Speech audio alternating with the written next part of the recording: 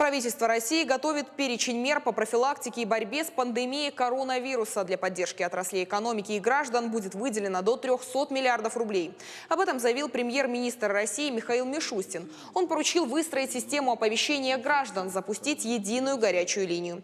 Михаил Мишустин также поручил обеспечить особый порядок оплаты больничных листов для граждан на карантине и создать фонд премирования врачей, которые борются с коронавирусом. С сегодняшнего дня из-за угрозы коронавируса для путешественников закрыта граница между Россией и Грузией. По данным пресс-службы грузинского правительства, мера не распространяется на тех граждан России и Грузии, которые захотят вернуться в свои страны. Ограничения не коснутся и грузовых перевозок, а также принято решение о закрытии границы с Белоруссией для перемещения людей.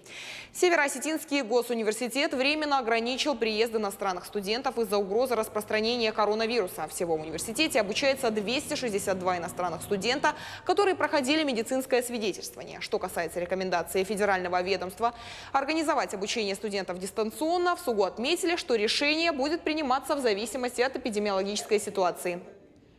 С завтрашнего дня в СУГУ организуют контроль температуры при входе на все точки массового прохода людей. В университете также усилен контроль за проведением в помещениях влажной уборки с дезинфицирующими средствами. В общежитиях и учебных корпусах распространяются памятки о том, как себя вести, чтобы снизить риск заражения. К пониманию и участию специалисты призывают население не идти на поводу у тех, кто сеет панику, призывает запасаться продуктами. Грамотно и рационально подходить к покупке продуктов рекомендуют специалисты Минпромторга. Помнить о сроках годности и условиях хранения. В торговых точках Владикавказа дефицита продуктов не наблюдается.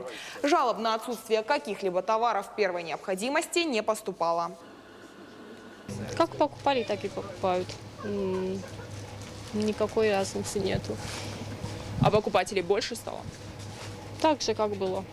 Покупаю в обычном режиме первой необходимости, пока что об этом не думал, не задумывался. Ну, слышишь, что в Москве в этих как бы уже люди запасаются. Но пока что лично я об этом не думал. Мы не закупаем, мы никогда в панику не бросались, мы никогда это, что, как говорят, что Бог даст, то и будет. Вот так.